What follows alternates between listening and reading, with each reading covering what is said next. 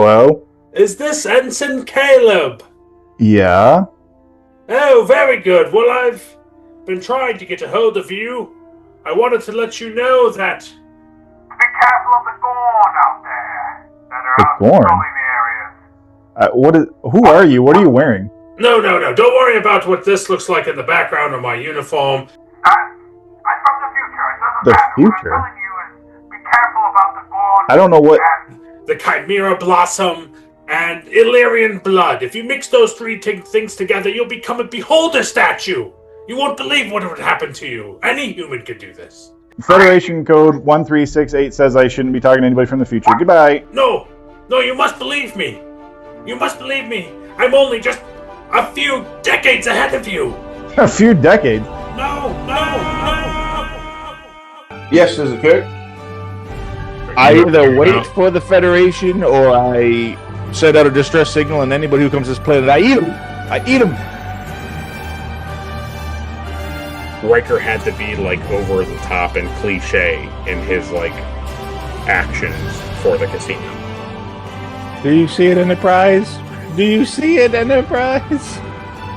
Sorrow, cry for the children. First and last.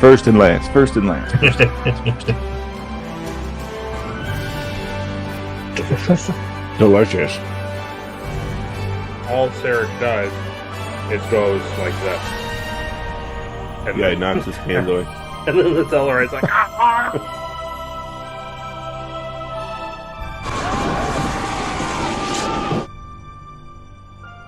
Kirk literally, he looks at him and he goes like this.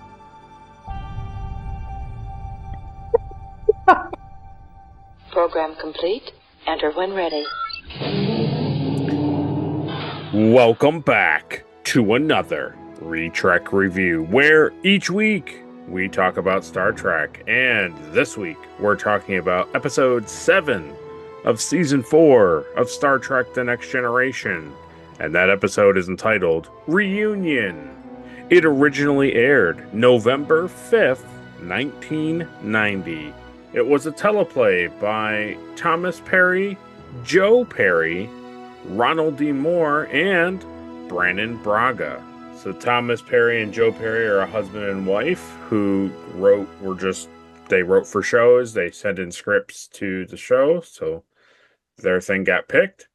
Ronald D. Moore obviously did a rewrite on their story, and Brannon Braga, new to the writing for TNG, but the thing that Caleb will care about is Brannon, and also Rick Berman, who we've heard before, is the creator of Star Trek Enterprise.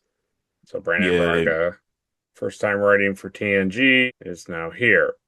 The story overall is by Thomas Perry and Joe Perry, so their story, but also Drew Degan. And now Drew is the guy who wrote Sins of the Father, which is all the stuff that they reference in this episode. Mm-hmm.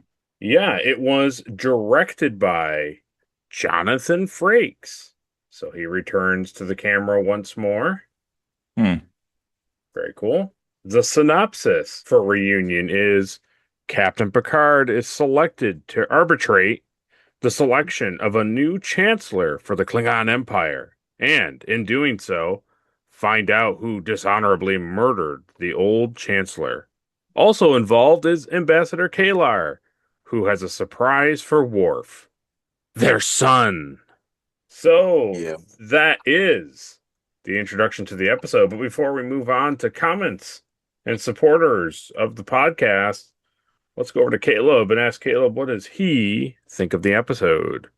It was great. You had me believe last week that this was a real I know. rash episode. I really wasn't even looking forward to watching it. I wasn't even going to watch it. And then it was, I enjoyed this episode. It's like it's nice to have continuing storylines. I know that's a weird thing to do in Star Trek, but yeah, I liked it.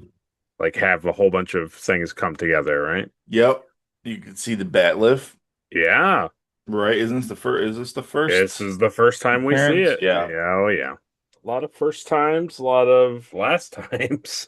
And It's a pretty decent episode all the way around. I was very enjoyable to go from not that great of an episode to pretty strong, great episode. Oh yeah. So did you give your official rating? No, but I'll give it a 3. It was fast and it was inexpensive, and that's Wow. how you make Star Trek. Wow. Yeah. I'm in a generous mood. Well, very good. I look forward to talking about it. There's a lot to cover. But before we get into the review, let's first, right off the bat, yeah, and then come over here on this side, yeah. And we thank Ed, Mark Starr, and Captain Olimar for their Patreon support. We appreciate those fellows being patrons of the podcast. And as a privilege for being a patron of the podcast, they get their comments read during the podcast. So we have one from Ed Mark Starr on our unedited review of Legacy. He says, the weakness in the writing is baffling and reoccurs at embarrassing moments. Does Tasha Yar really have a sister? And is Ashara the real deal? No. Sure would be useful for Deanna Troi to reveal the truth of the situation, don't you think? We do agree. While I had no interest in revisiting Tasha Yar, it's obvious that the unsatisfying death of Tasha Yar in Skin of Evil had a lasting effect on TNG fans and some TNG staff and cast as well. Legacy feels like a kind of patch-up job of the poor rendering of Tasha Yar's exit from the show. It does, yeah. It totally does. And it, honestly, at the end of the day, after having yesterday's Enterprise where you kind of like give Tasha a better send off, it's like, what is the purpose of bringing in a relative essentially and then being like, oh, yeah, like ruin Tasha's like reputation in a sense? It's like, oh, yeah, she had a sister that was trapped on this horrible planet that was terrible things were happening, but like she didn't do anything. She never talked about her and she left her there. And yeah, it's like, okay. She's kind of a bad person. Yeah. It's like, oh, okay, great. Thanks. It feels like separate writers, doesn't it? Feels like writers that were like, hey, that was really messed up how we did Tasha. And then they make that episode, Yesterday's Enterprise. Yeah. And then now they're like, hey, I hate Tasha. Why they made that episode. Yeah, it's weird. I don't know. It's just the thing that annoys me is that like now that she's been off the show for 3 seasons, like now they have story ideas for her character. I know, yeah, I remember you mentioning like that. Get out of here. Like get lost. I don't appreciate that. Yeah, it is actually really stupid to be fair. He goes on to say, Star Trek offers fans a bit of everything. Romance, comedy, action-adventure, and soap opera drama. Stay tuned as each week a story you like might air. Legacy is a mess of a story with unneeded details that are mashed together in an attempt to add dramatic tension. Yes, exactly. But the story's weakness can't be hidden with excess details, especially when it all feels as badly handled as Skin of Evil. I like how we talk for 2 hours and then Ed always does these very great summaries that encapsulate everything, all of our thoughts, and he's like very AI, precise and to the point. Yeah, he's like AI, like simplification, like summarize. Run it through Ed Mark Starr. Let's run it through that and see what our podcast is. Oh, your podcast is 4 minutes long. All right, everybody. Yeah. But then he goes on to say, Best True Saint as Ashara Yar is physically beautiful, but her character is handled in such an amateur manner. 1 minute good, next minute bad. I just wanted the episode to end. This story wants to have its cake and eat it too. Can't have it both ways because that's how an episode rates a Roddenberry from me. Which is what I gave it. Yeah. He says, by comparison, Brent Spiner as Data simply shines in this episode, earning my Popcorn Award yet again. Yep. He says, writer Joe Minowski somehow made Patrick Stewart and Gates McFadden disappear right off the set, along with Marina Sirtis. So, Well, there's nothing for Marina to do. It's all about emotion and people doing stuff, spy games and stuff. So Not needed. you's got to be doing something else important this week. So, Caleb, before we read his last sentence, who does get the Popcorn Award for being the best actor of the episode? It's definitely Spiner. The Spiner Man. The Spine Man. Spiner. I like it a lot. Very good. Well, his last little sentence is looking forward to better stories ahead. Please. Yeah, me too. And guess what, Ed? I would assume you're right on board with what we're about to get into today, because this is definitely a better story. He knew what was coming. He did. It's almost like he's seen it before. Yeah. Well, thank you very much, Ed, for that review. We appreciate you taking your time and putting your thoughts out there for us to read and talk about. It's always fun and interesting. We also thank all you other YouTube subscribers out there who are writing on our channel. Keep going, because just because you're not a patron doesn't mean you don't get your comment read. You just might have to wait for another video series called Hailing Frequencies Open. Yeah. So keep an eye out for that when that comes along. But without any further ado, let's get straight into that review.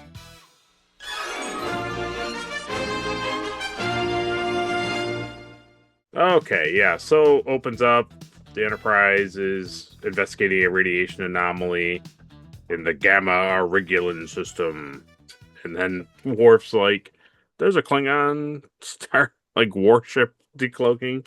Picard hails the Klingon ship, and on screen is Ambassador Kalar. She is back. She's our first guest appearance of the episode. Susie Plaxon. She's currently 68 years old. She had a reoccurring guest role on the show Dinosaurs as the realtor neighbor called Monica de Vertebrae. She also had a reoccurring guest role on Mad About You as a doctor. Her name was Joan Golfinos on that, as well as a guest role on How I Met Your Mother as Marshall's mother, Judy Erickson. But we've seen her before in Star Trek, not just as Ambassador Kalar, but we've also seen her as Dr. Solar in The Schizoid Man, a season 2 episode. Yeah. And Tara in the episode Ceasefire in Star Trek Enterprise. She plays the female Andorian that Shran yells at a lot. Yeah. She's a better Vulcan. Yeah, true. So Ambassador Kalar acknowledges that she would like to come aboard and talk about an urgent matter. Picard sends Worf down to greet her. He doesn't want to. And he's like, can you tell me why you don't want to talk to her? And he's like, well, because of my discommendation, I would make her upset to see me. And he's like, hey, so you're a member of the Enterprise crew, and this doesn't have anything to do with like Klingon stuff. So just go down there. Yeah. I'm sick of hearing about it, quite frankly. He says a great line to him. He says, you will not go into hiding whenever a Klingon vessel decloaks. He's like, I would go my request then. That's kind of the theme of this episode is Worf is a Starfleet guy now. You can't just run around and do Klingon stuff. Can't just do whatever you want. I guess maybe he can, though, because High Council is fine with it. So, yeah. Totally get it. So, before we get there, they go down to the transporter room. Worf learns from the transporter chief, who's this? And that's our second guest appearance of the episode. April Grace as the transporter technician. She's currently 64 years old and a noted character actor. She's been in a lot of stuff. And probably one of the most notable things is she has a reoccurring guest role on the show Joan of Arcadia as a sergeant named Tony Williams. But she goes ahead and beams up Ambassador Kalar, who Worf is very happy to see, and then his eyes glance over just a little bit more. Mm-hmm. And dun, dun, dun, a child. Oh, no, it's probably her new boyfriend. Oh, God, boyfriend. Oh, jeez. Yep. Nope. It's worse. So much worse. You could let in a child. So, my guess is, so you said you went into it thinking, I hate this episode. I don't want to watch this episode. I thought it was going to be a Luxana Troy episode. That's right. I forgot that's what you thought it was. So Yeah. as soon as the Klingon ship showed up and Kalar was on it, I was like, "Oh, okay, good. This will be Okay. good." All right. You're like, okay. Yeah, I'm like, "Oh, thank God." Oh my God, thank you. Yeah. That's really funny.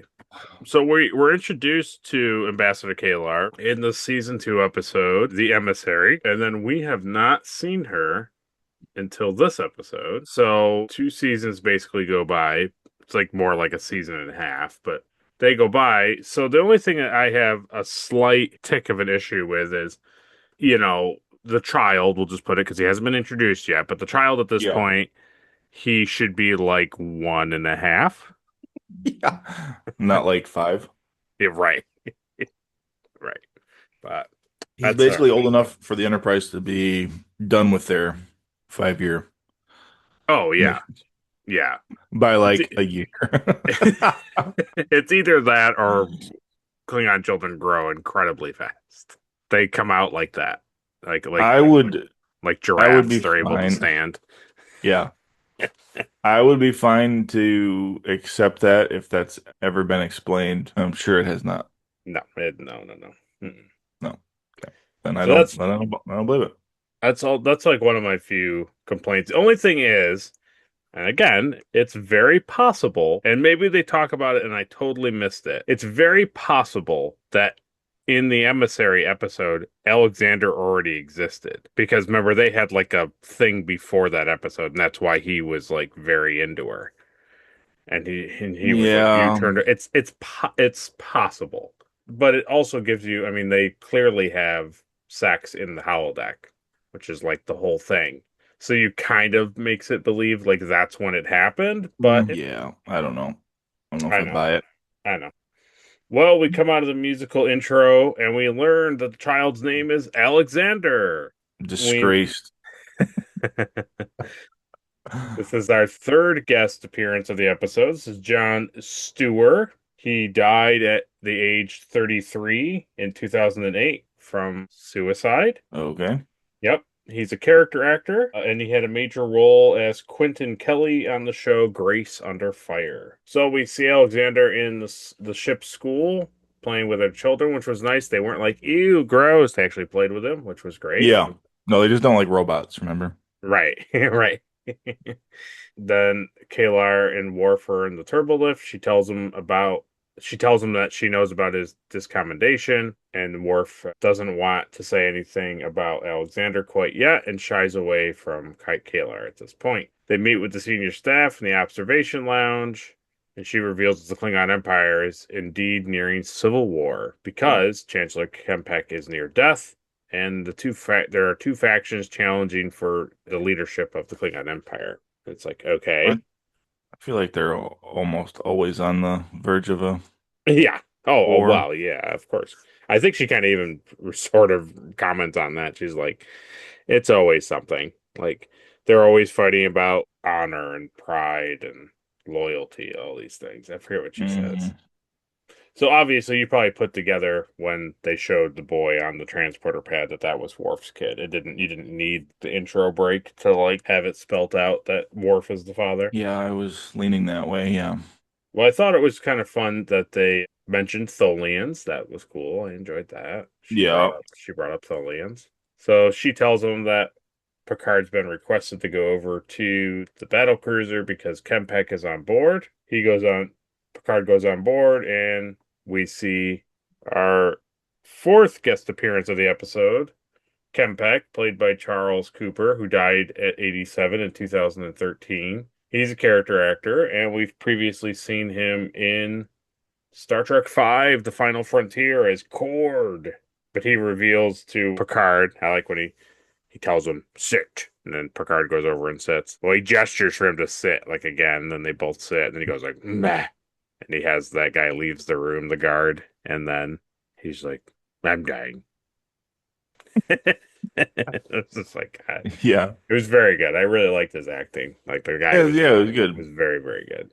And he keeps like, the thing that was like, I didn't know how to feel about it was he's like, oh, I've been poisoned with small doses of iridium-6 for some months now, and there's no cure. And then he's like, gloop. And I was just like, You don't. He's like, yeah, they've been putting it in my wine, Like, you and don't. then they keep drinking the wine. Yeah, you're like, you don't. Yes, You don't gotta keep drinking the wine. it's not gonna kill him any slower, I guess. I guess. Yeah, this is so funny. But we learned that he has appointed Picard as the arbiter of secession. He's gonna figure it out. And Picard's like, no thanks. No thank you. I'm not doing that. And he's like, oh, I knew you were gonna say no. So those guys are already on their way. I already called him. And he's like, you can't put me in this position. He's like, in fact, I already have. And the higher ups already know. So, like, if you back out, like, they'll just go and, like, blow up Earth. We'll just kill everybody. Yeah. It is funny to me that Picard is always so surprised that he has to do, like, Klingon stuff. Like, okay, Picard, here's the deal. You're the only captain who has a Klingon on board in the Federation, the entire Federation, first of all. Yep. Second of all, you're always involved in Klingon stuff. I mean, how many times has he been, like, in the middle of stuff? Constantly. Well, yeah, in the emissary episode, they choose the Enterprise to like track down those sleeper agent Klingon guys. It's like, Yeah, and he's been like Worf's bodyguard during the trial thing. Right. Yep, his Chadich. Yeah, Yep. so it's like, okay, so you're going to be involved in Klingon stuff. It's gonna happen. It's just gonna happen. Yeah. Yeah. And I mean, Kempek kind of says that to him. Like you have a very great skill at this. Like this is why I'm picking you. Plus, you have to understand my position. I don't really know who poisoned me, and it's like I can't trust anybody on the council. So it's like you understand why I'm picking a third party person to like oversee this. Like you have to understand why I'm doing this. And then he kind of he sweetens it a little bit for Picard because he's like, well, I also would like you to find out who killed me. And he's like, and here are the two candidates that are coming, Gowron. And Picard's like, okay. And he's like, oh, and Duras. Yeah. And he's like, and then Picard's like, oh, Duras. And he's like, I knew that you would find that interesting. And then Picard's like, interesting. Yeah, which obviously you would be one of the people that has like claim to the throne, you know? Yeah.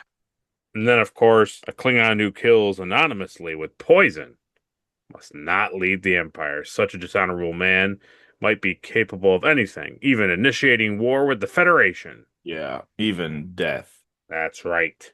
And so Picard's like, well, you've interested me enough, and you've put me in a position where I can't say no, so I agree. And then Kempek's like, nah, and then drinks more of the poison. Funny, very funny. Yes. Delicious. A warrior's drink. Exactly. I don't know how he was being poisoned on his own ship. Probably like when they load up the barrels of blood wine, like at supplies, some guy or a guy on Kempek's ship was like putting it in there. It's possible. Nice. Because you remember, Klingons don't use replicators. It's all fresh stuff. Well, yeah, that I know. Yeah. So I thought it was kind of funny. It's fine. I don't like it. Doesn't ruin it, but I thought it was funny. We go to commercial break. You know, Kempek takes a drink. We go to commercial break. We come back, and it's a captain's log, and it's like Kempek's dead. I was just like, oh, okay. Yeah. And then Worf finally goes and meets with Alexander. Yeah. But he's bothered because the child shows no interest in becoming a warrior. I don't want to be a warrior. Yeah, that was funny.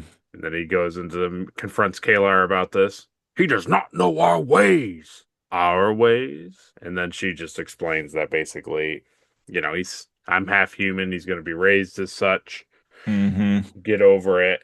And that she didn't reveal Alexander's existence to Worf because she knew he would have insisted that they take the oath of marriage with each other. Yeah. But now she wants to, but he can't. I don't think it's quite here where she reveals her love for him.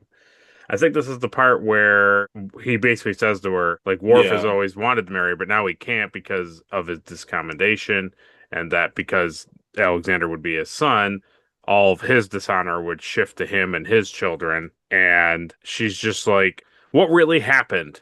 Because there's no possibility that you would agree to, like, illicitly accept dishonor. so easily after actually challenging the accusations. And Yeah. as she's like pressing him, Riker calls them to the bridge. And I like it. I like her pushing back with him because I think that that's like really, really good. I like that it shows that she's investigative and like truly knows Worf. Like she knows that like that's not how that played out. Yeah. What I appreciate about it is that, like, not only is she close to Worf, but like if she knew as like the ambassador what really is going on, it's really not good. Yeah, it wouldn't be good. No. So they go to the bridge. Both Duras and Gowron have arrived in their birds of prey. Duras contacts the Enterprise and he's upset that Picard's the arbiter. Picard's like, oh, well, doesn't matter. He's not polite to him. He's like, we're going to meet in 1 hour. And he's like, 1 hour? What? Well, he's like, why are we meeting in an hour? Let's just get this over with. And he's just like, no. No, it's an hour because I said it's an hour. Get over it. And What's then, the reason for the delay? And he's like, there is no delay. That's the time I set. exactly. Yeah. Well, this is immediately he's like, number 2, tell him we're going to be a little late, probably. So on the screen is Duras, and so that's our 5th guest appearance of the episode. That's Patrick Massett. He's currently 64 years old and a character actor. But as he's about to close out, like scheduled the Sun Chi ceremony, he sees Worf and Kalar walk on the bridge, and he's like, "Don't let that thing anywhere near the proceedings. Disgusting." Yeah, it was very funny. What is that thing? What is that thing doing Picard? here? Yeah. And then Picard takes Worf into his ready room, and he sympathizes with Worf, and he says a great line. I liked it a lot. He says, I am aware of your discomfort. I enjoyed that Picard talked to Worf about it. That was nice. Yeah, but you're going to have it for 3 days, probably. Yeah, it's going to be kind of rough. And Worf speaks out that obviously Duras should not lead the council because his father's a traitor. And Picard's like, yep. Totally get it, but I, as a Federation officer, can't hold the blame to the child of a traitor. Like that's not what I'm going to do. Yeah, He's like, I get that that's a part of Klingon tradition, but that's not what I'm going to do. Yeah, that'd be kind of like what happened to you, right? And you didn't like it very much. So. But he does say a great thing. He does say that Duras's actual crime, though, was shifting that blame of his father to Worf's father, and that Picard won't forget. That he will be using. But he also reminds Worf that also, like, all of your feelings that you're having right now and all of your being upset about things, like, also that's a part of what you agreed to accept. Like, you wanted this. Yeah. Yeah, you chose not to fight it. Right. So now you can't cry about it now. Yep. You can't cry it in your gawk. There's no sense crying over spilled gawk. Exactly. But then Picard reveals to Worf that Kempek asked him to investigate who killed him, and Worf's like, well, I don't know anything about Gowron. He's, pretty new to the political. He's like an outsider, he calls him, to all the political stuff. But he knows Duran well and says that his heart is not Klingon. I've heard he has, like, just the most piercing eyes. The only thing I've heard about him. But he says he learns in this scene, which I liked a lot. He learns that Kempek was poisoned.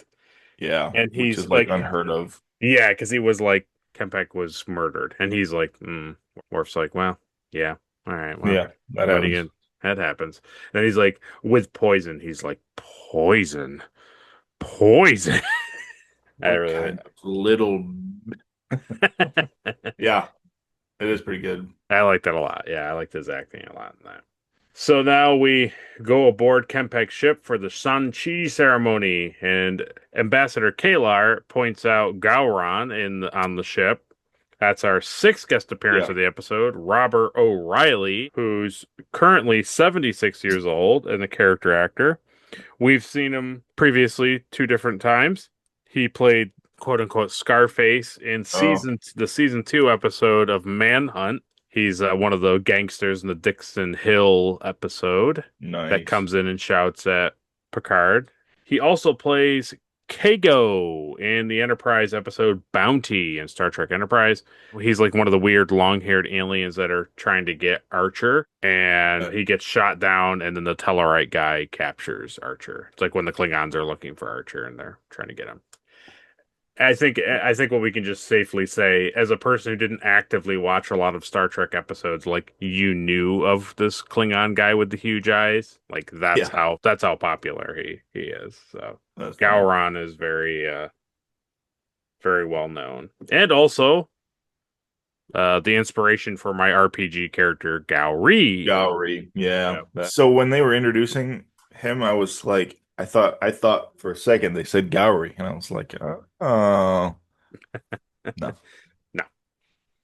That's good. That scene is very funny too, because they're like, she's like, hey, so you see that Klingon guy that you know? Oh. And he's like, yeah. And he's like, all right, the other guy. That's the other guy. Like, oh, And then okay. Yeah. They cut to like a zoomed in edited shot of him, and he's like, yeah, it's like, yes. yes. That's Yeah. And you can tell the difference between like just the bodyguards and like the actual like dudes, you know? Totally. So just that, it was just funny to me that she's like explaining to Picard like who, you know. Yeah. It's really funny. So cool, we get another like follow-up with stuff here. They use pain sticks to prove that Kempek is dead. Oh yeah. Pretty cool. That was cool. So they hand him the stick, he grabs it like a certain way and then turns it and jabs it into his body, and he says, Job G Nagil. And apparently in Klingon that means face me if you dare.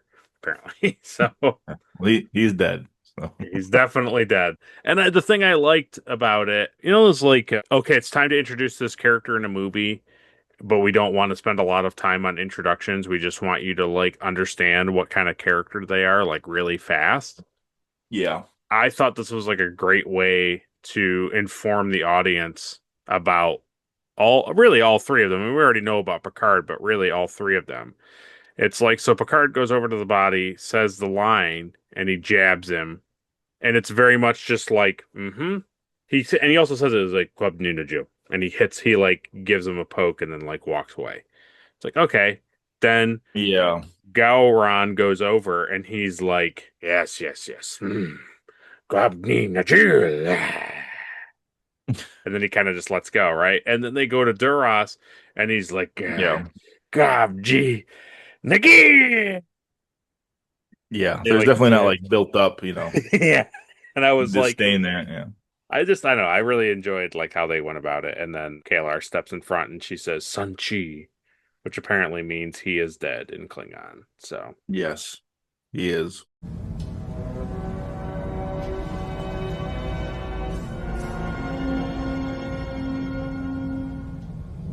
Abjina Gil.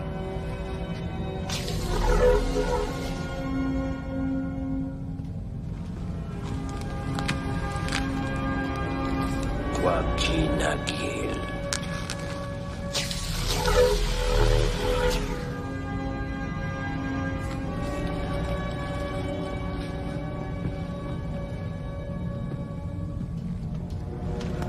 Abji Nagil.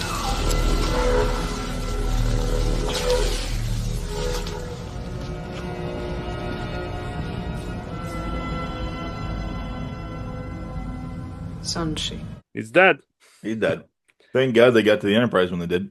So it's really funny because then Picard's like, all right, we're going to go over to the Enterprise and continue the rite of secession. And Duras is like, absolutely not. We'll do it right here, right now. Why would we ever go over there? Picard's like, we're going to proceed according to Klingon law, which makes Gowron question Picard's qualifications to interpret the law. And it's like, why can't we just stay here on the ship and do it? And as they're arguing, it's like, explosion. Definitely doesn't look like they put special effects like up in the ceiling and then they were all jumping to the floor. It totally looked like it was coming from a guy's arm, right? Yeah, it definitely came from that dude's arm. Yeah, no, it definitely wasn't just like hidden up in the rafter from the props department. Yeah, no, that was so funny. When she later on when Beverly's like, it's I was like the explosion came from inside.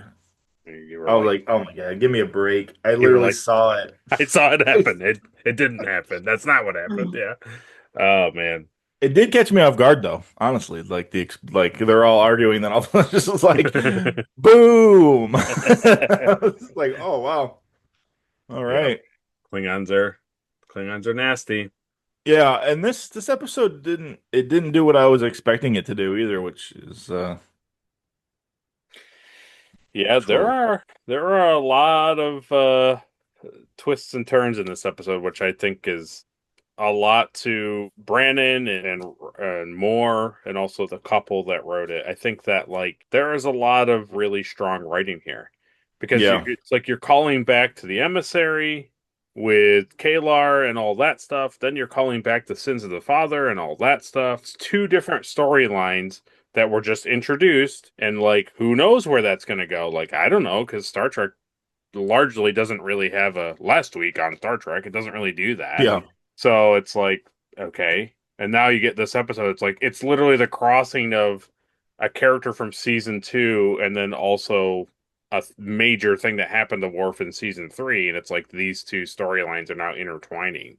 It's pretty, honestly, it's like super rare for that to happen. Yeah.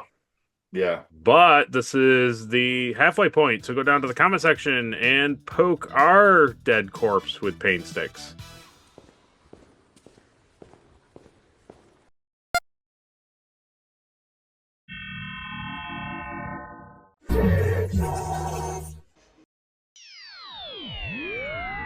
So now we come back from that commercial break, and Kalar is reporting to Worf on the explosion and realizes that Worf is genuinely concerned about her safety. Worf's like, "Well, it's just a part of my duty," and he's like, I don't think so." She's like, "It took me some time. I shouldn't have waited this long, but like after we left and talked to each other and all these things, like I realized like as much as you want me, I want you. So Yeah.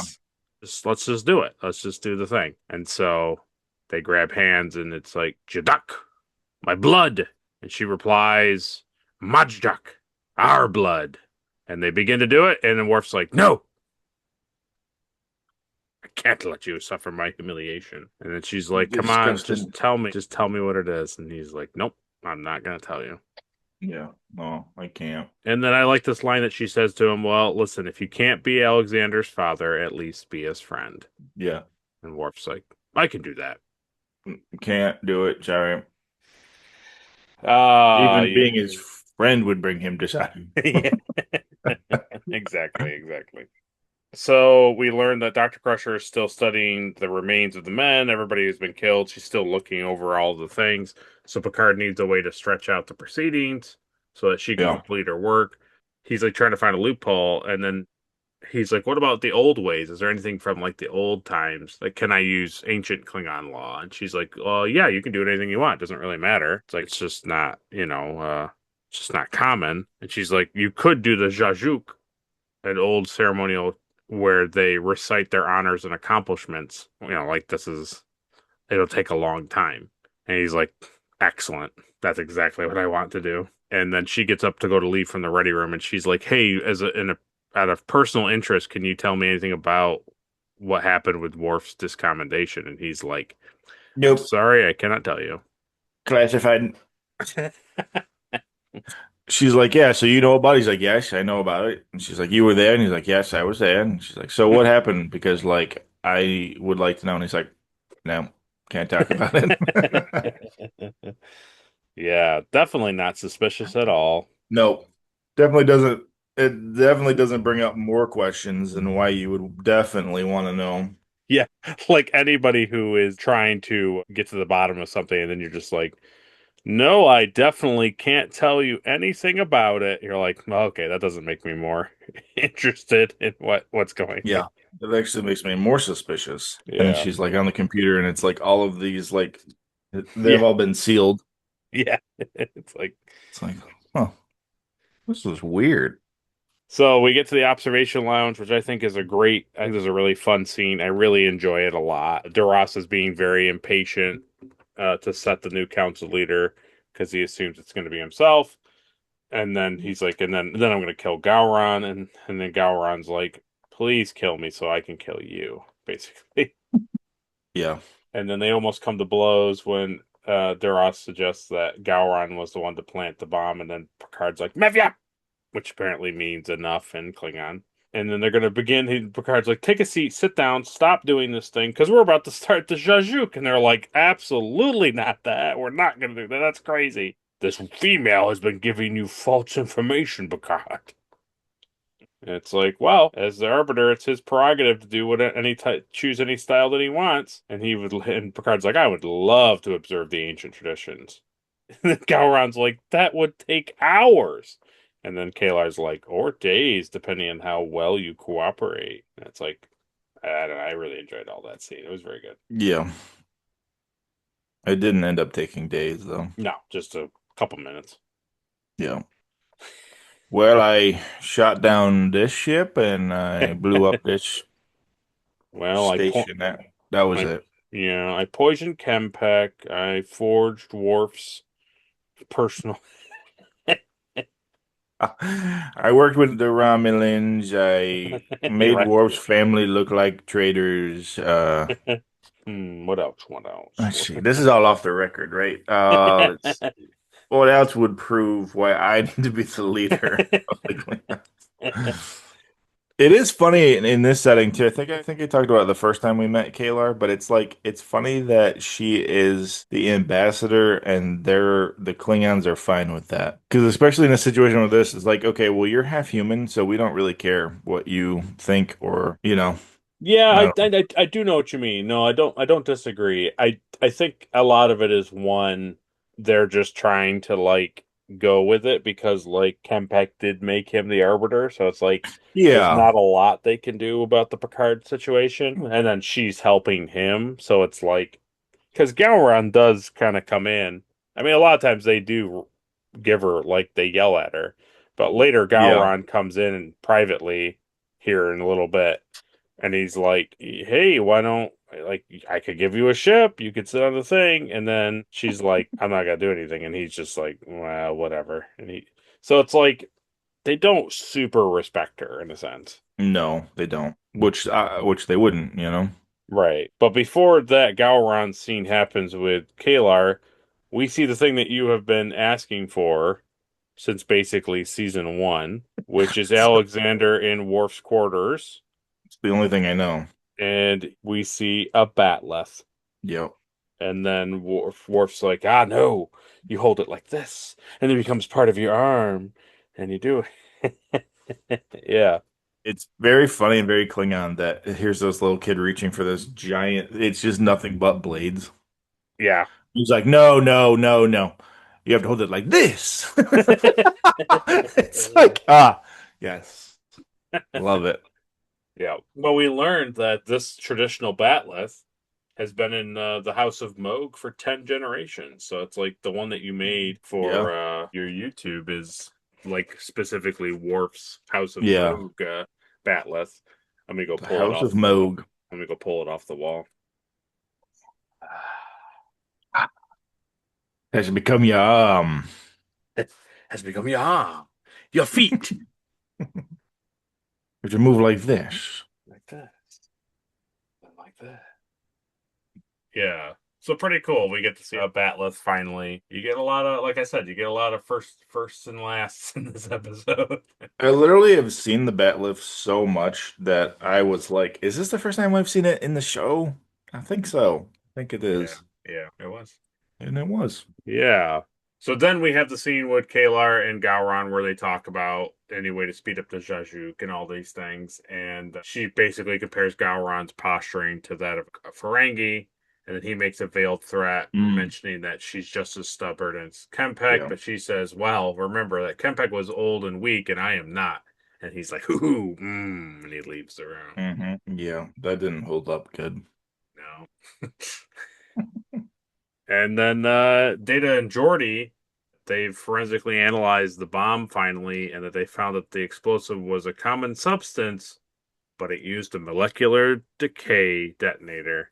And Riker's like, of course, a device only used by Romulans. Yeah. Just in time for commercial break. So we come out of the commercial break. They're back in the conference lounge, and Kalar and Worf suggest that the bomb could only be planted with the help of one of the Klingons. Like, both of them, like, it could be Galri or Duras. She mentions that, well, Gowron did kind of have a suspicious conversation with me, but Worf's like, no, it's Duras. And she's like, why do you think it's Duras? And Picard's like, well... Because of what he did to my... Oh, we have our reasons. Right.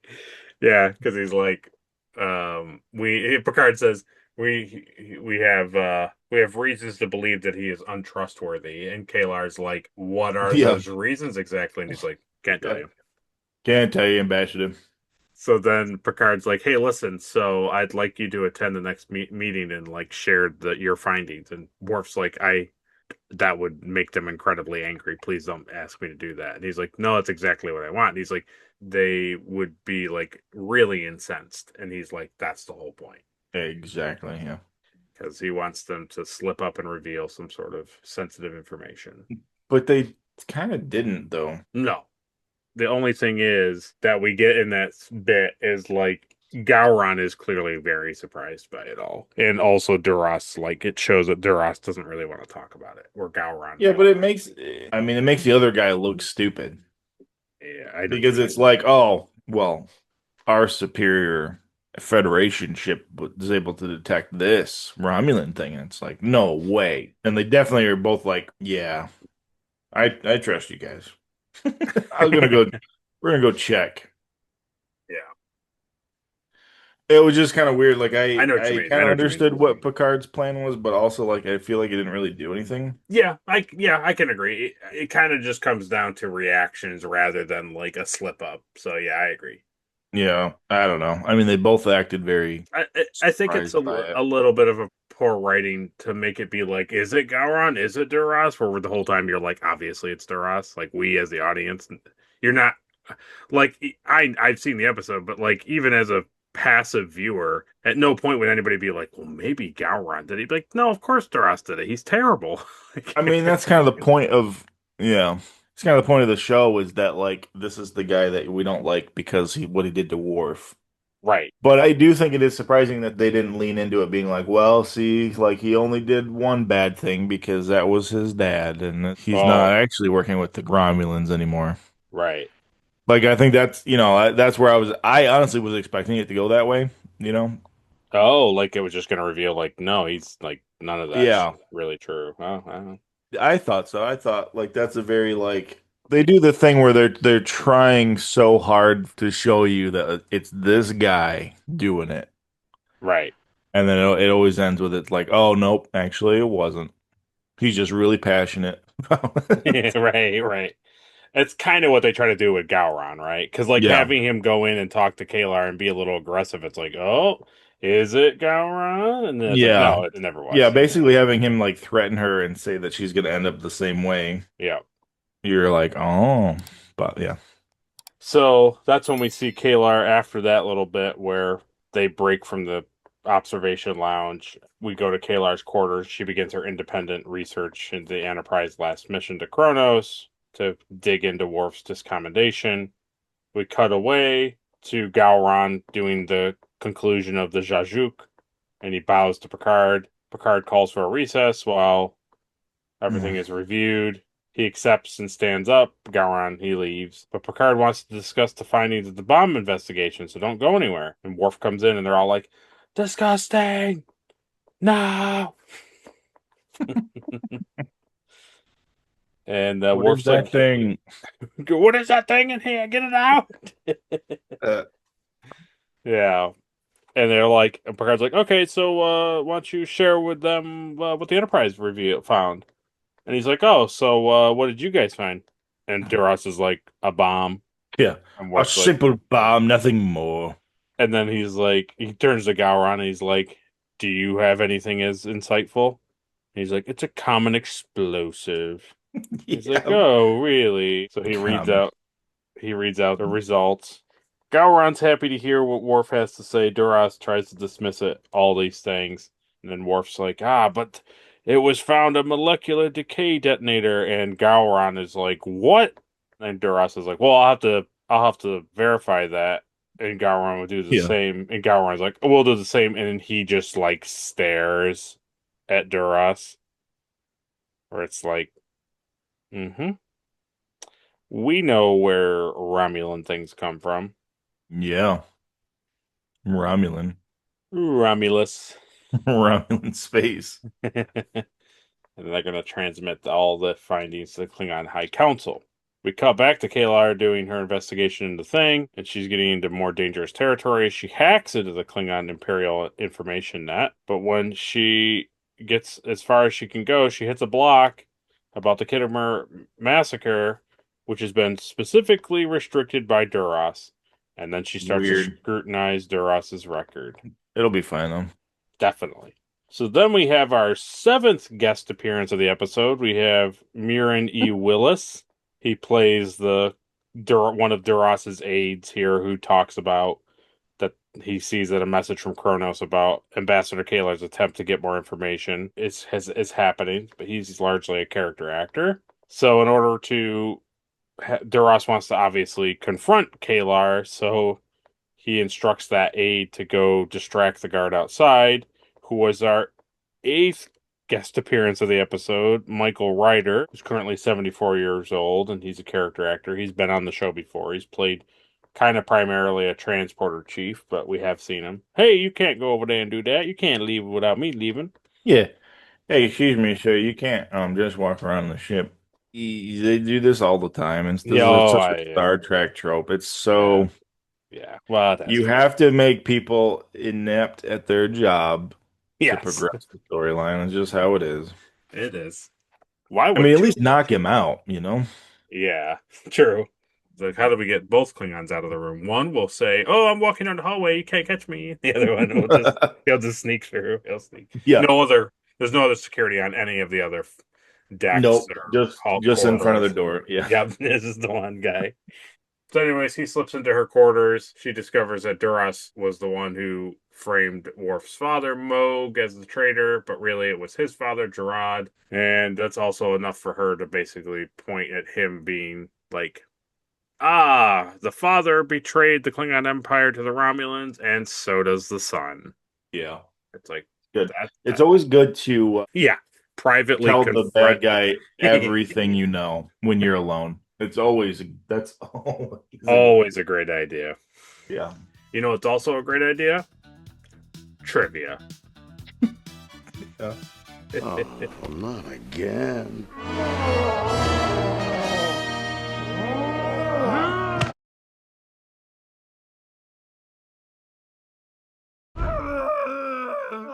All right, now you're overacting. So, obviously, we talked about it. Brandon Braga, it's his first time writing for Star Trek. He referred to the teleplay as an illuminating, exhilarating experience. You should have put more words in there. More words, say more. So, this is also the first time that Brandon Braga and Ronald D. Moore collaborate on writing an episode. At the time, they were the youngest members of the writing staff, so that's pretty cool. And Brandon Braga noted that, along with his experience, more adjectives, it launched a long and fruitful partnership.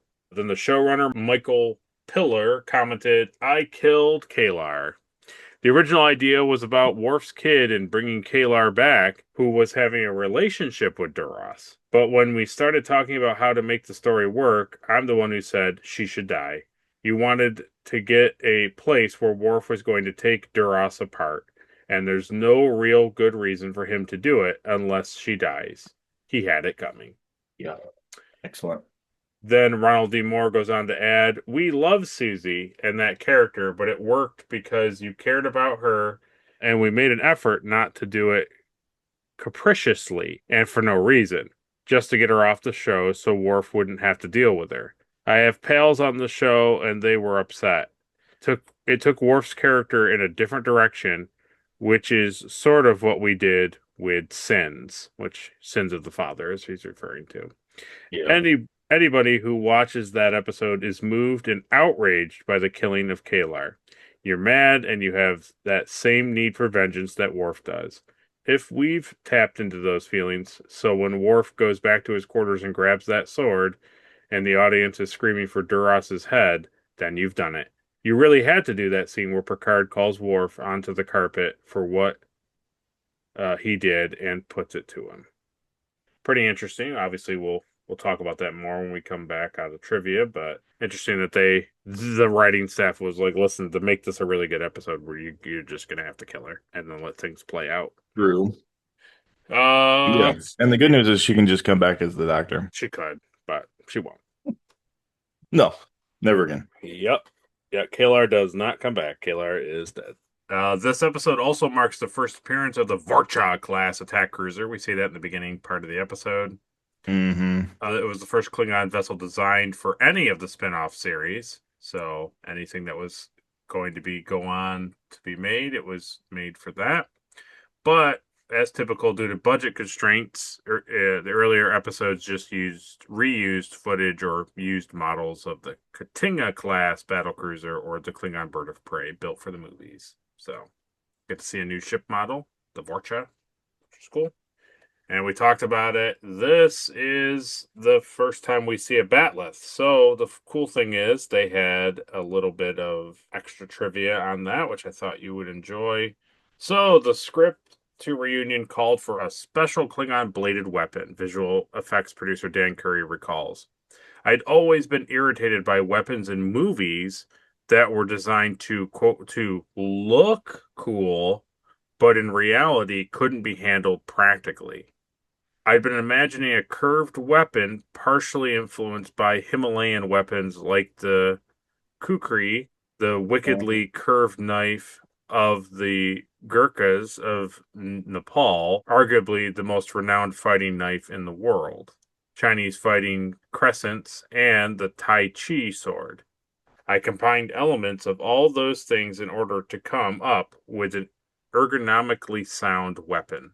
Curry made a foam core version of this design, an admittedly flimsy prototype of what would come to be known as the Batleth, and showed it to Rick Berman.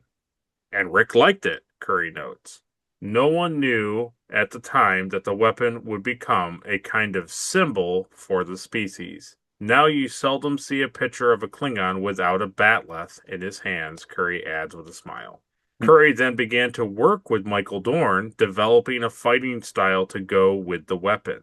We didn't want the Klingons simply to be vicious, he says, so I thought it would be an interesting dichotomy if they had a very subtle internal quality as well as being incredible fighters, like the samurai during Japan's Tokugawa period, who were dedicated to poetry as well as sword fighting. We started primarily with Tai Chi, so we could practice in slow motion and have that meditative quality, but I made the style more claw-like and scary-looking by combining it with Hung-ga, a very aggressive Chinese style, and Taekwondo, which is a Korean style. So, pretty cool. And what I remember, too, in trivia was that I thought something about Michael Dorn, like, did special things so that, like, he knew how to, like, handle the weapon and everything. So That's cool. I wonder if did he come up with his own, like, way of handling it? I kind of get the impression that Dan Curry and him, like, worked on it together. The funny thing is that they did mention that katana-like sword that Duras wields in the fight is, like, never seen again. Like, that's never seen again. That makes sense. Yeah, and so then Jonathan Frakes remarked as director, he said, Rick's been throwing me nice episodes. 3 people got killed. There was murder and revenge. I've been lucky. Susie was great. A lot of people are sorry she's dead. It's a character that people really loved or hated because she was so big and shameless in her performance. I loved it. So here is Jonathan Frakes with Alexander. Jon Stewart. Oh, yeah. It's funny. And then here is him talking with Michael Dorn and Susie. Pretty cool, right? I like it. Yeah. I saw a picture of the kid behind scenes sitting in the weird art chair we were talking about a couple weeks ago. Oh, yeah. Yeah. Then on fan reactions of the episode, Ronald D. Moore said he recalls, All the comments were, I love the show, but why did you have to kill off Kalar? That's usually the only comment I get. I loved it, and I think it works just fine. And if that wasn't there, you'd be missing a big part of the story where Worf has to embrace his son in the end and finally getting to go after Duras. Yeah. And then the last little bit here, which is really, I thought is a funny thing. It says in 2010, as executive producer of the television series Caprica, Ronald D. Moore hired a writer whose credits included the screenplay of the feature Lara Croft Tomb Raider and numerous episodes of the TV show Friday Night Lights. Well, that writer was Patrick Massett. And Moore says, we were in a writing session. And at some point, Patrick says, you worked on Star Trek, right? I said, yeah, I worked there for many, many years. He said, well, I actually played a Klingon. He says, are you serious? You did? He says, yeah, I played this character that Worf killed with a sword. He goes, Duras? You played Duras? He says, yeah, that's the character I played. He goes, and I looked at him and said, are you insane? I wrote that episode. In fact, I created your character in Sins of the Father. He says, we were just astonished, Moore says. The currents had brought us together after all these years in such an unexpected way. Thought that was funny. That's hilarious. Pretty good.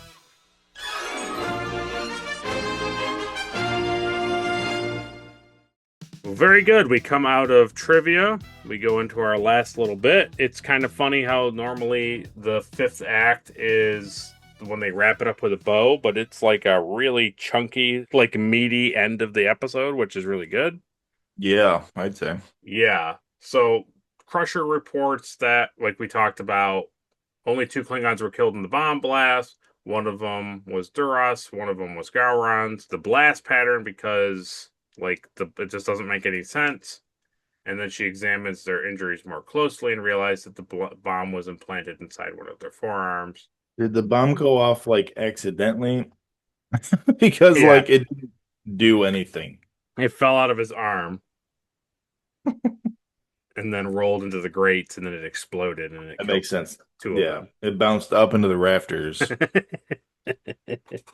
Because why did he set it off? Why wouldn't he walk over to anybody important and then detonate it? The only thing I could think of is that it was like a timer.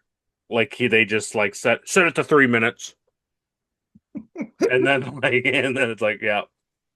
That'll be plenty. And also, to your point, they don't really cross over to Gowron or Picard's side. So if it's one of Duras's men whose arm explodes and it kills one of Gowron's guys, it's how did Duras and the other aides not get killed? You're literally standing right next to these guys. No, I don't know. So it's a really crappy bomb. I don't understand. It's stupid. Yeah. It's they wanted there to be a bomb, and they wanted it to tell the story that it's a Romulan made bomb. But then to really sell the fact that it's put Duras it in the wall. Yeah. It's it has to be definitively Duras. It cannot be even slightly questionable that it could be some other person. It's in the wall, it's in the floor, whatever. It's anybody could have put it there. There's no conclusiveness. But being in one of Duras's men's arms with a Romulan detonator, it's well, okay. It's Duras. He's the bad guy. I get it. But it's you're saying it doesn't make any sense. It was good. But yeah, basically suicide bomber. So Worf brings Alexander back to Kalar's quarters to find that she is dead. He gets medical emergency. He's like, Gowron, is it Gowron? She's like, no. And then he's like, Duras. And she whispers, I knew it. And then she whispers Alexander. She reaches out for Alexander and puts it in Worf's hands. And then dies. Yep. Good. I wasn't expecting her to die, if I'm being honest. Yeah, it's intense. It's really intense because then Worf screams. He does the Klingon yell. He howls, right? And Alexander runs away from it. Oh, he's like, oh, don't want to see that. That was funny. Worf yelling, and he runs away, and then when Worf moves, you can just see him standing there at the door. Oh man, it caught me off guard because like what was happening was like this is horrible, and then like that was very fun. Yeah, it was very funny. It was because it's like I think the thing I like to think about it instead of it being a young child actor just being told to run to his mark, like Yeah, which is what clearly is what happened. yeah. What I'd like to think in canon in the thing was Alexander was like, "Oh, I don't want to hear that yelling," but he's like, "But I'm still a Klingon and I don't run away from things. I just slightly remove myself from the situation." I like to think about it more as that as like the human child actor when he saw Worf's teeth, he like that's just what he did on set. He just- Oh, yeah. Very funny. And then he sets her body back down. He walks over and he says what you said earlier. You have never seen death. And he shakes his head. Yeah. Look, and always remember. Yep. And then Crusher comes in and she's scanning Kalar and she's like, when did you find? He's like, see you later. See you later. And I don't care anymore. It took her a long time to get there too, by the way. It did. In the world of transporters, why aren't we doing site to site? Why aren't we going right from the med bay right to? It's all right. Well, if it was a character that was supposed to live, like, it would have been right there. And then we also have such advanced like medical stuff, Yeah. No. And then all of a sudden, just like, nah, nah, stabbed too many times. Her lungs were bruised. So. She also has red blood, which I thought was cool. I thought I see. I see what you mean. Yeah. Because Klingons have like a purplish. Yeah, like bubblegum blood, basically. Bubblegum. So this is the part I like a lot. Worf tells Alexander to stay with Dr. Crusher, and he leaves, and then it goes to his quarters, and he's immediately just like, nope, the sash is coming off. He takes the batleth off the wall. He throws his comm badge at the side table and walks right out the door. He doesn't even he barely hesitates. He's just like, nah, yeah, I'm going to kill him with this thing. It's not like he gets in the room and he's like, I shouldn't do this. He's like, no, which blade am I going to do to kill him? Yeah, I'll kill him with this thing. I'll kill him with it. and then, so the funny thing is, because I saw it and they noted it in trivia, but I wanted to talk about it here, was when he throws his comm badge at the nightstand, like at the table. Yeah. On the table is the poison mace. Oh. It's the terrible thing that it's like, careful, that's poison. It's literally that thing. It's super funny. That's good. Yeah, it was funny. I think it shows up again at the end, like when he kind of like, is that kind of like a shrine? He has like a whole bunch of blades and a whole bunch of like kind of like a shrine thing, and it's also on the thing too. Yeah, it's oh man, I was laughing so hard. It's poison, careful, it's poison.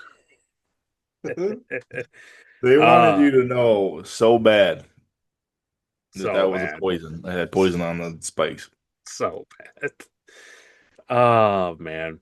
But really funny, and Adri said to me, because I wanted her to see the scene, because it's a very good scene. I said, hey, before you go to bed, watch this scene. While she was watching him play out what he does on Duras's ship, before that happens, it cuts to Riker, Picard, and Beverly in I think Kalar's quarters. And she's like, I don't know. They're taking her lifeless body out. She's dead. And it's like she had multiple stab wounds to the chest and abdomen. It caused too much damage to internal organs. Not enough time to put her in stasis. Like, I don't know. Like, she's been dead for a while. And Picard's like, well, where's Worf? And so Riker's like, Lieutenant Worf. And then he doesn't respond. And then he's like, computer, where's Worf? And the computer's like, oh, Worf's not on the Enterprise. And he's like, oh, what do you mean he's not on the Enterprise? He's like, oh, yeah, he left. He transported. And Adri was like, shouldn't the computer say that Worf is in his quarters because his comm badge is in the quarters? Yeah, but we've had this argument before. Yeah. The computer does not track comm badges. There's no way. Because the computer also can give you, like, vitals. No, I totally agree with you. I totally agree. Because I had this thought, too, when it said this. I was like, well, his comm badge is in the room. Totally. I think this is one of those times where it's convenient writing. Because there are episodes where they're like, where is so-and-so? And it's like, oh, he's in this thing. And then they go in and it's just the comm badge is like on the floor. Yeah. like the computer's like, Captain Picard is currently in his ready room, and then they go in and it's like his comm badge is on the desk or whatever. It's like, I agree with you, because they've also done the thing where they're like, well, no, he's not on the ship anymore. That's like, he is not on the ship. It's like the computer just said, it's like Troy. It just says what needs to be said. But in reality, because I agree from the Remember Me episode that the computer can track Picard's vitals. I do agree that the computer can do that, but we generally know. Remember, it can't scan when it. Also in the same episode, Quace. Like if they have to specifically have like his DNA in the computer to like search for his dead body. So can they even remark like, well, if his comm badge is damaged or something, like we can't find him. So we're supposed to believe that unless you're using like specifically inputted data to search for a person, the computer can only locate the comm badge. Yeah. It's like everything. It's whatever the show needs. Exactly. But yeah, super great part. I love this part. And it's like, what is he doing here? What is that thing doing on the ship?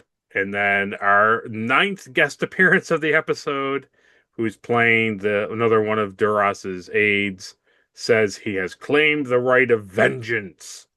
And that's Basil Wallace, currently 75 years old, a character actor. And I like it how they're all like, ew, gross. That gross thing's on the ship. And then the other Klingon's like, no, he's claimed the right of vengeance. And they're all like, oh, the right of vengeance. Oh, yes, of course. Right. But can he even do that? as like not a Klingon anymore? Can he claim any Klingon right? Yeah, I don't know. I don't know. Also, like, I know that it is his mate, but it's like it's not really his wife because like they didn't do the ceremony, so it's like, yeah. But who knows what the right of vengeance really is, and it doesn't matter. It's also like, but he has a child. Yes, exactly. And so they give Duras a sword, and then it cuts to Data, Riker, and another officer on their way, and they're like, oh, it's like Data's like, well, if he resists, like, what do we do? And Riker's like, listen. One way or another, we're bringing it back to the ship, so maximum stun.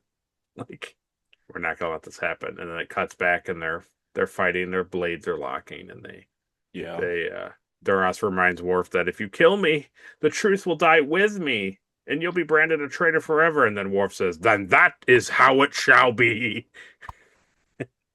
Yeah. Yeah, I'm already living that way, and I've already accepted it. So getting to watch the life drain out of your eyes is far better of a reward. Like, what are you talking about, dude? Yeah, and then the door's open. He knocks Duras to the ground, and the door's open, and Riker, no, Wolf, no, and he's like, yeah, choo chop. Exactly. That guy is dead, my dude. And then what does he do? He doesn't scream. No. He just stares at him, which tells you what they say in that episode when he tells them that's to tell, like, basically the afterworld that a warrior is coming. But he's not a warrior. He's not a warrior. He's a traitor rat. Exactly. So he just stares him down. That's good. Yep. It's one of those things that, like, normally in Star Trek, you would be like, this is terrible. This is terrible that a Starfleet officer is, like, going to murder somebody. Like, you would never, like, give thumbs up to this. You would be like, this is a terrible thing, and I can't believe they're, like, allowing this in the show. Yeah. But I love it. But exactly. Exactly. It's so satisfying. Yeah. It's just so satisfying. It is. Yeah, it's good. It's really good. Yeah, it's justifiable too. You know, it's like like we finally get to see Worf kind of. He's always talking about Klingon this, Klingon that, and then now finally, when there's like actually like legitimately something that he is, he's very upset about. He's not like, holding back. No, he doesn't. He legitimately just like does not care. He just is like, cool, okay. He's like, well, you killed her. I'm gonna kill you. And I'm immediately coming over to the ship to kill you. Yep. And now Worf is in charge of the entire Klingon Empire. So no, that worked out great. Yeah, so what does happen in that scenario? The other guy just wins by default, or Yeah, it kind of seems like that. Like Gowron must just by default win. Yeah, it doesn't really show what happens there, but that's what you assume. You know, like everything kind of concludes, and you kind of assume that it goes to Gowron. Yeah, I don't know. We'll have to see what comes of it. yeah, that's interesting. So then Picard's in the ready room with Worf. He notes that he's always been an exemplary officer until now. You make me sick. I do appreciate that Picard is giving him this, like, this lashing. It's good. Because it's like, think about this from Picard's point of view. Like, he was asked to, like, mediate this whole thing, and then it's just gone just so off the rails. And because of one of his own, like, Starfleet members killed one of the people running for office. This didn't work out too well. But he did find the murderer, so that's good. He certainly did. And he found the murderer has been done and murdered. And that guy would have been proud. He would have supported Worf killing him for sure. The thing that I like about it is Picard's like, "Hey, so I know that like you've acted properly and legally under Klingon law," and he's like, "The High Council seems to be totally fine with what you just did." They're like, "Oh, well, I get it. See you later." But he's like, "I'm just going to remind you of this thing, though." He basically says that, like, there's like 200 and something, people on board that have different backgrounds, and they all fall under Starfleet now. They don't. He says, "Mr. Worf, the Enterprise crew currently includes representatives from 13 planets. They each have their individual beliefs and values, and I respect them all. But they have all chosen to serve Starfleet. If anyone cannot perform his or her duty because of the demands of their society, they should resign. Do you wish to resign?" No, sir. So it's why would he resign? It's over. Figured it out. Yeah, which is good. He's basically telling him, like, hey, you can't, like, pick and choose, like, when you want to be a Klingon and when you want Federation. Yeah, like when you've decided, like, you know what? This whole time when this was happening over here, you're like, I'm not even a Klingon. I shouldn't even be in the room. Right. I can't be around these people. They'll be mad. I'm not even a Klingon anymore. Remember, I revoked my right to be a Klingon. And then at the end, he's like, hey, I'm a Klingon and I am killing you because I'm using this Klingon law. It's like, oh. So when it benefits you, that's so funny. You can be a Klingon. Got it. That's such a good point. Yeah. He uses Klingon law to do what he wants with it, right? Yeah. Sure. Maybe what they're telling us is that the Klingons are more human than they possibly realize. Maybe. So then Picard asks him. Picard sympathizes with Worf's loss, tells him that everybody admired Kalar, and then he just pauses, and then as a true Klingon, because Klingon would never show remorse, sadness, any type of emotion, he just says, "A formal reprimand will appear on your record." Yeah. He just cuts the tension in the room, and then Picard stops him before he leaves because he dismisses him. He says, "Don't you think this is the time to talk about what really happened to Kittimer? Like, Duras is dead, so what's the point of keeping his family secret?" And Worf says, "It's not time yet, as the High Council is not ready to acknowledge its own collective shameful behavior in assisting Duras's cover-up. But the day will come when him and his brother will confront their lie and make them speak the truth." Yeah. It will happen. So good. We'll have to see if the show follows through. Yeah. Yep. And what happens to Alexander? He's going to live with his grandparents on Earth. We always talk about this where in the captain's quarters, somebody's getting yelled at. Yeah. And then they go to walk away and he's like, "Oh, one more thing." And he turns around and he's like, that was a really good swing that you did. Yeah. He's like, "I'm disgusted with you. I can't believe you would do this as a Starfleet officer. I'm actually thinking of not having you serve on my ship anymore. But really, I'm just going to write it down on your record. It'll be a part of your permanent record. And that is all I have to say to you. Dismissed." And they turn away and he's like, "But Worf, excellent job." Great job. Yeah. Oh, yeah, it's very Some good. mighty fine swordsmanship. If I could have done it myself, I would have.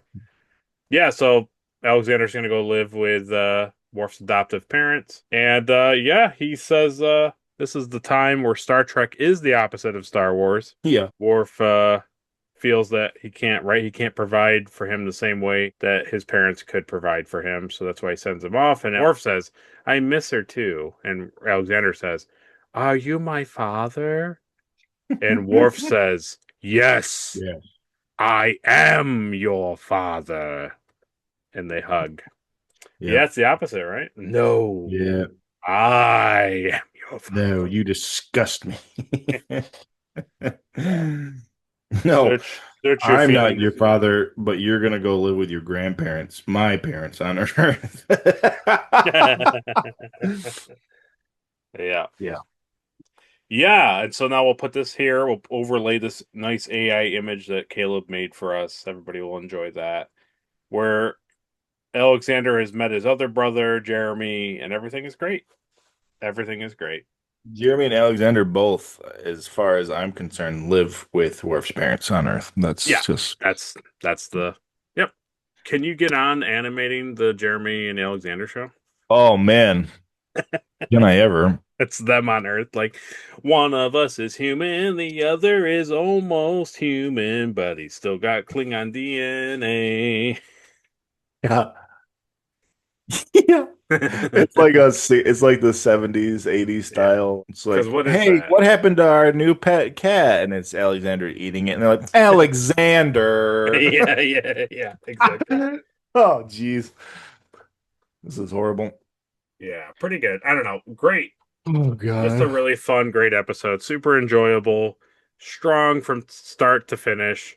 They don't mess around with anything. It's really tight writing. There's like no dead scenes where you're like, no. Oh God, this is like, why are we talking? But it's like everything is just move. It moves the plot along. It keeps moving. And the thing that I love so much is like, it's such a iconic scene of Worf just going over to Duras's ship and being like, nah, I'm killing this guy. Yeah. It's very funny. Yeah. He shows up and he's like very serious. And they're all just like, I'm a loser. Yeah. Not even one of us. It's like, yeah, but he's still here to like kill you. Like, he's even more dangerous because what does he have to lose? Right? Yeah, I don't know. He is a man without anything at this point. Yeah. Yeah. Well, very good. Definitely an episode that deserves 3 Akutas. Very good episode. But before we talk about next week's episode, let's do the thing that everyone's been waiting for.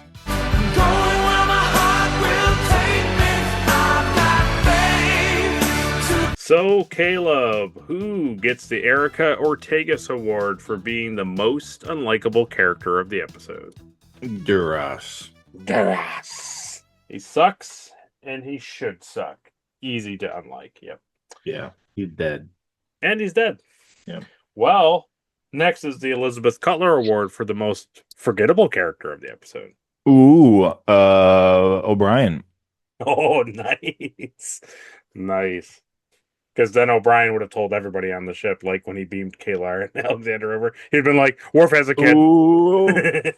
You won't believe who beamed on board. Yeah. Exactly. And then also, like, at the end of the episode, he would have immediately been like, Captain Picard, this is O'Brien. Worf just beamed over to that's true. Yeah. That's true. Yeah.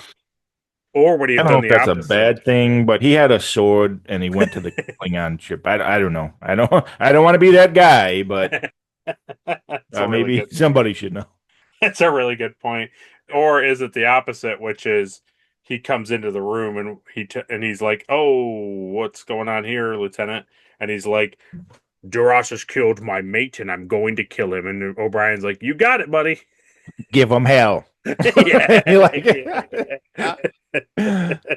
Yeah. It's possible.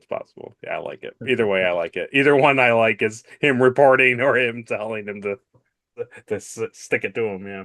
Make yourself scarce, O'Brien. Yeah, exactly. I'll just be over here looking at the wall. Yeah. Yeah. Yeah, very good. Well, next is the Mugatu Award for the best alien of the episode. Ooh, Alexander is the best alien. Ooh, coming in with the unassuming alien. Yeah, I like it. I don't want to be a warrior. A tiny Klingon. Pretty funny to me. Yeah, especially in like a blue jumper thing where he's just like, yeah. Just the way he walks around the ship was funny to me. Yeah. Oh, man. Alexander. Good. As you'll note, not first and last. Mm-hmm. That's what I'll just say.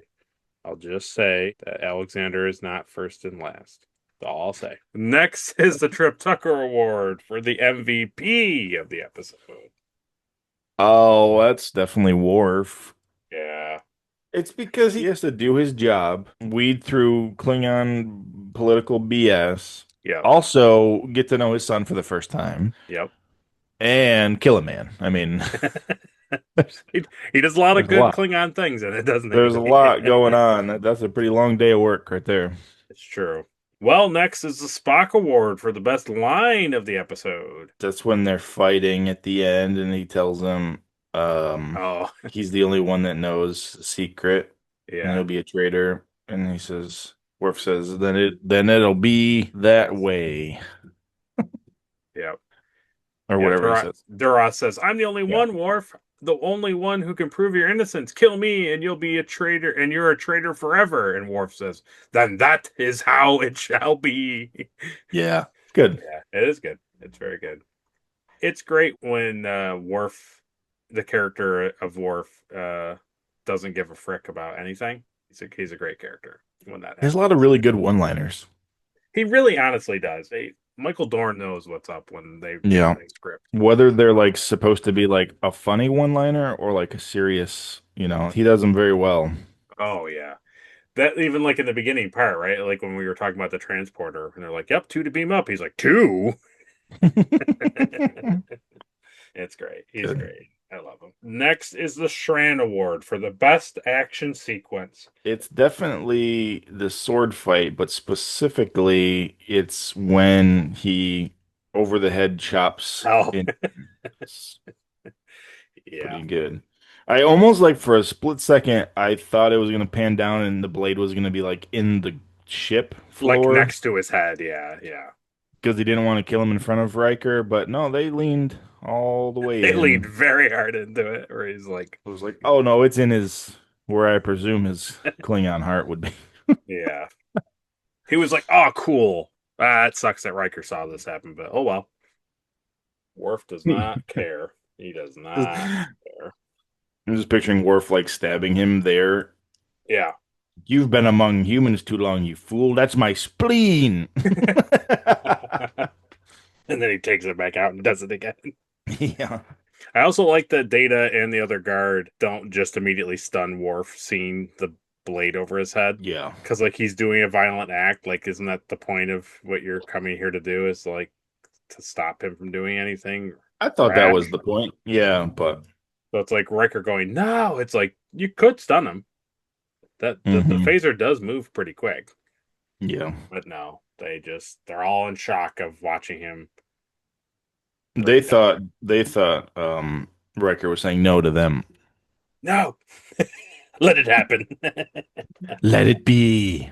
Yeah, very good. Well, next is the NX-01 award for some sweet ship stuff. Those are the block toys that the kids are building with. When he comes over and he's Alexander smashing him. And then you hear one of the girls in the background go like, oh, now we're going to have to start all over. That's really funny. No, these blocks are... There is no honor in smashing blocks. Yeah, that's true. He does come over and he tells them that. Yeah, that's really funny, actually. Yeah. Well, next is the Porthos Award for the cheesiest thing of the episode.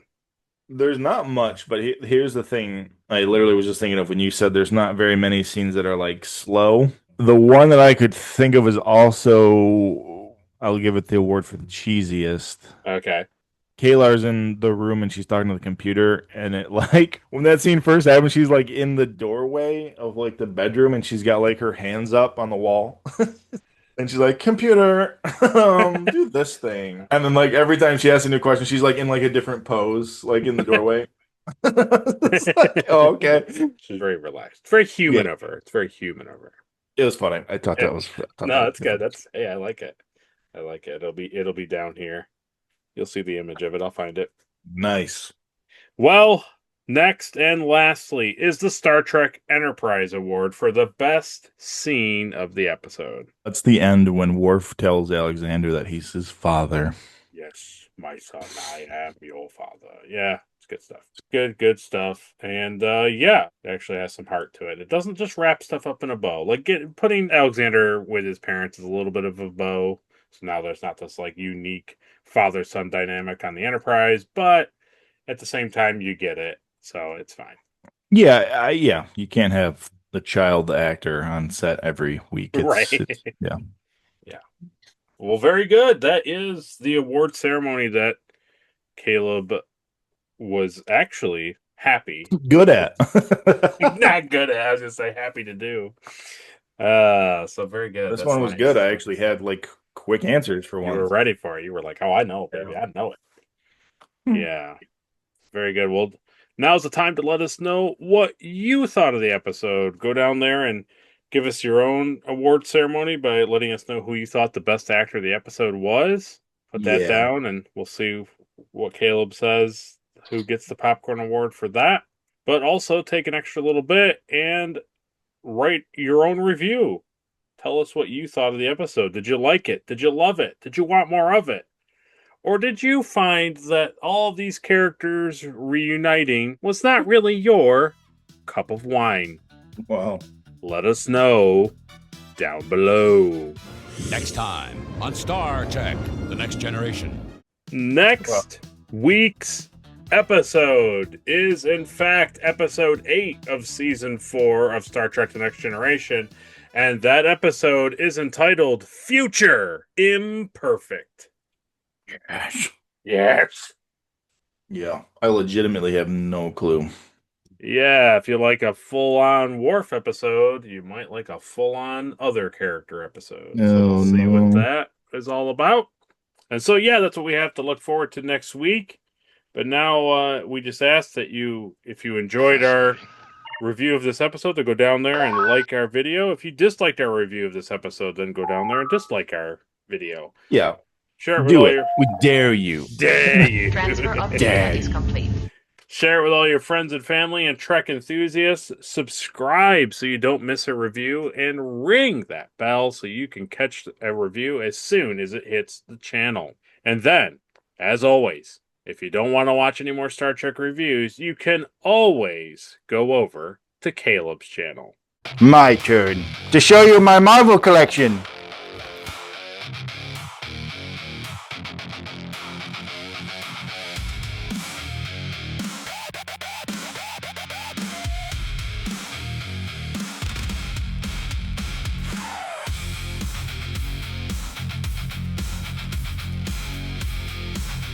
Infinity Gauntlets? I've got 2. Oh, hey. I see you caught me laying down on my Millennium Falcon bench I built, admiring all the hand phasers that I also built.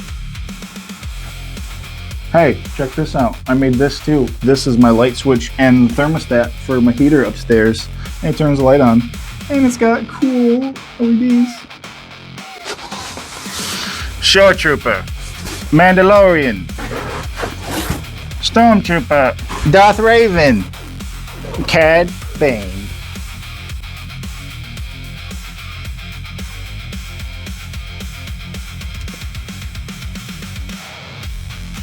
Oh, you guys are still there? Well, thanks for stopping by the Plastic Underground and seeing all the cool stuff that I make. Make sure you head over to my channel. Make sure you subscribe.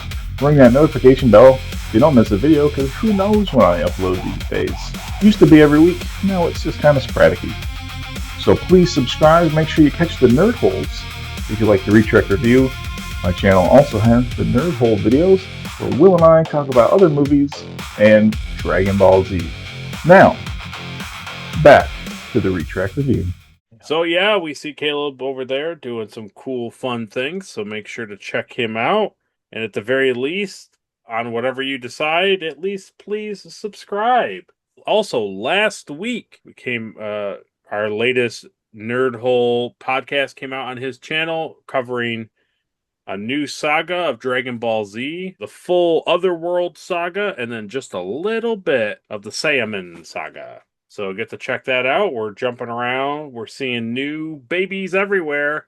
Yeah. Alexander, Goten, who are those people? 6 years have passed.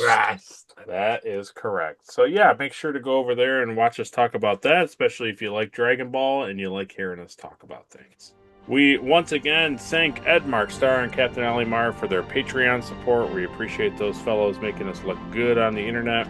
And we appreciate all of you YouTube subscribers out there for sticking it with us and following us along on our fun journey of watching Star Trek chronologically. And so, until next week when we're covering Future Imperfect, Caleb, send us out. Computer, initiate vengeance. The right of vengeance. And it shall be mine. Kill him. I'll kill them all. See you guys.